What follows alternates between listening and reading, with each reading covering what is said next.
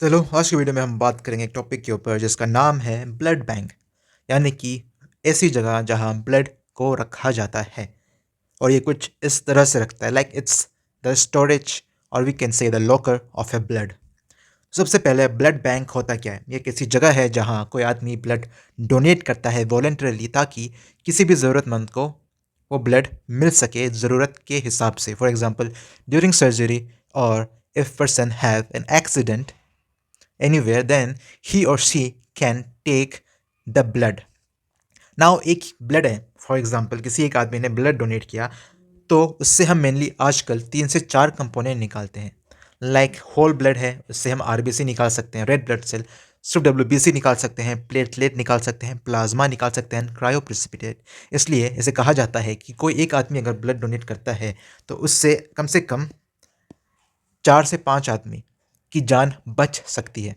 4 से 5 नहीं तो 3 से 4 आदमी की तो जान बच ही सकती है। ओके, और लास्ट के स्लाइड में हम जानेंगे क्योंकि कि ब्लड डोनेट करना क्यों अच्छी चीज़ है, not only for the patient but also the person which is donating it. और हर ब्लड अपने 3 महीने में वापस उस आदमी के बॉडी में वापस बन जाता है। So it's not at all any loss for the person which has donated the blood.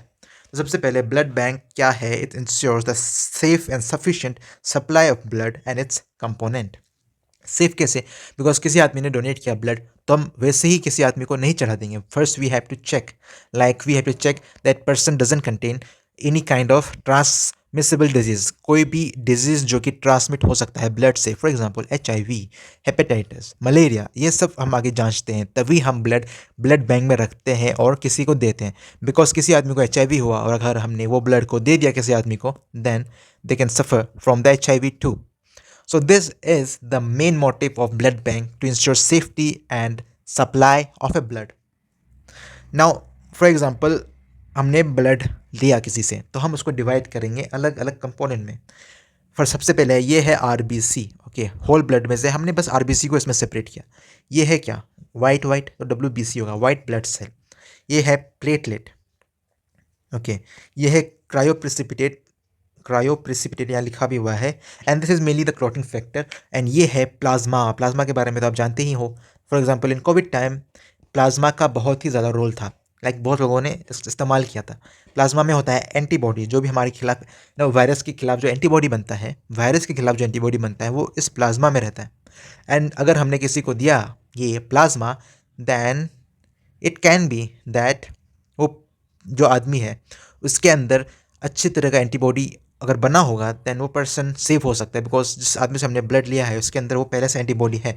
ये कॉन्सेप्ट था कोविड टाइम्स में कि हम वायरस के खिलाफ एंटीबॉडी प्लाज्मा ट्रांसमिट करते हैं ताकि एंटीबॉडी भी वो पेशेंट के अंदर जाए जो प्लाज्मा में है एंड वो वायरस को मार दे। तो ऐसे बहुत कुछ है। प्लेटलेट हम कब चढ़ाते हैं? For example during dengue. Okay, जब हमारा प्लेटलेट 20,000 के नीचे चला जाता है, ओके, तब हम चढ़ाते हैं प्लेटलेट। आरबीसी तो पता ही है, जब अगर खून का लॉस हुआ होगा तब हम देते हैं। डब्ल्यूबीसी हम इस्तेमाल नहीं करते इतना, बिकॉज डब्ल्यूबीसी रिएक्शन कराता है। ओके, इसलिए हम इसका इस्तेमाल नहीं करते। क्रायो प्रेसिपिटेट भी कभी कभार हम इस्तेमाल कर लेते हैं, पर हर किसी का ब्लड कंपोनेंट का अलग अलग स्टोरेज टाइम है, अलग अलग लाइफ है। जो होल ब्लड हम देते हैं वो 21 से 35 दिन तक एक्सपायर नहीं होता अगर हम उसे 1 से 6 डिग्री सेल्सियस में स्टोर करें या रेफ्रिजरेट करें। वही आरबीसी 42 डेज तक ख़राब नहीं होगा या 10 ईयर्स तक भी ख़राब नहीं होगा। अगर उसे हम 1 से 6 डिग्री में रखें तो वो 42 डेज तक सही रहेगा। अगर हम -65 डिग्री सेल्सियस में रखें तो हम 10 साल तक उस आरबीसी को बचा के रख सकते हैं। वही जब हम बात करेंगे प्लाज्मा की, तो -18 डिग्री सेल्सियस में हम उसे रखते हैं, मतलब पूरा बर्फीला जगह में रखते हैं, लाइक रेफ्रिजरेटर में रखते हैं। वो 1 साल तक एक्सपायरी नहीं होगा, 1 साल तक हम इसका इस्तेमाल किसी को देने के लिए कर सकते हैं ना। प्लेटलेट्स को हम 5 से 7 दिन तक जिंदा रख सकते हैं without expiry, but storage temperature है 20 से 24 degree Celsius, mostly the room temperature, right. Okay, 5 to 7 degree Celsius में, सॉरी 5 to 7 डेज के लिए हम रख सकते हैं इन 20 to 24 degree Celsius of temperature. Okay, याद रखिएगा प्लेटलेट का लाइफ बस 5 to 7 डेज है। क्रायोप्रेसिपिटेट का है 1 साल। ओके, इसे हम रख सकते हैं 1 साल तक। वही उसका स्टोरेज टेम्परेचर है like plasma, that is -18 degree Celsius. उसका लाइफ स्पेन भी उतना ही था प्लाज्मा का, इसका भी वैसा ही है।